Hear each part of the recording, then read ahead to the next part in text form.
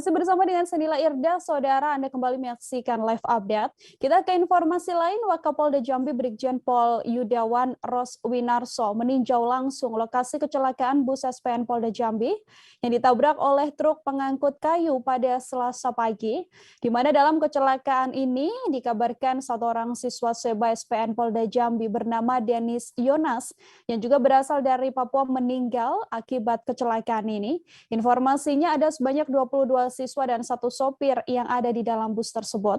Untuk mengetahui bagaimana informasi lebih lengkapnya, sudah ada Aryo Tondang, wartawan dari Tribun Jambi, yang akan memberikan informasi lebih lengkapnya pada Anda, saudara. Halo, Aryo.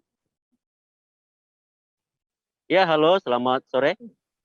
Nila. Baik, selamat sore Aryo. Bisa diinformasikan terkait adanya insiden ini untuk situasi terkini dari para siswa yang terlibat kecelakaan seperti apa? Baik, terima kasih Nila dan Tribuners. Memang pasca kecelakaan yang menyebabkan satu orang siswa asal Papua meninggal dunia, saat ini ada sekira belasan orang luka-luka menjalani perawatan di Rumah Sakit Bayangkara Jambi, Nila, dan yang dua lainnya merupakan mengalami luka yang cukup serius kelihatannya, Nila. Mereka masuk ke dalam ruang ICU pasca kejadian, Nila, begitu. Untuk siswa asal Papua ini yang menjadi korban dari kecelakaan tersebut, apakah sudah langsung diserahkan ke pihak keluarga, Aryo? Baik, Nila, saya juga baru saja kembali dari Terminal Kargo Bandara Sultan Talasaipu di Jambi, di mana baru saja proses upacara pelepasan terhadap siswa asal Papua yang meninggal dunia akibat kecelakaan ini, Nila, di mana memang upacara dibawakan langsung oleh Wakapolda Jambi.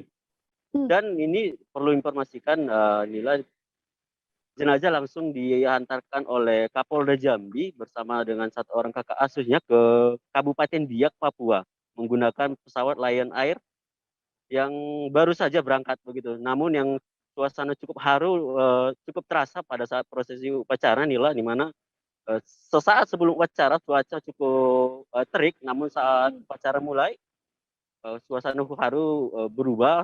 Puluhan rekan-rekan dari almarhum Denis tidak kuasa menahan tangis saat prosesi upacara, dan cuaca yang awalnya terik tiba-tiba diguyur hujan begitu, sehingga memang suasananya cukup haru selama prosesi upacara begitu. Sejauh ini keterangan dari pihak kepolisian setelah adanya insiden kecelakaan ini seperti apa, Aryo? Sejauh ini pihak kepolisian khususnya dari Satlantas Polresta Jambi maupun di Lantas Polda Jambi mengaku masih melakukan penyelidikan terkait kasus ini, apakah sopir truk yang kemudian bersalah ataukah iring-iringan dari bus Polda Jambi yang kemudian menerobos lampu merah, karena memang posisi kecelakaan tepat di perempatan lampu merah. Jadi memang belum diketahui pasti, Nila, siapa yang kemudian bersalah atas kejadian kecelakaan ini, Nila.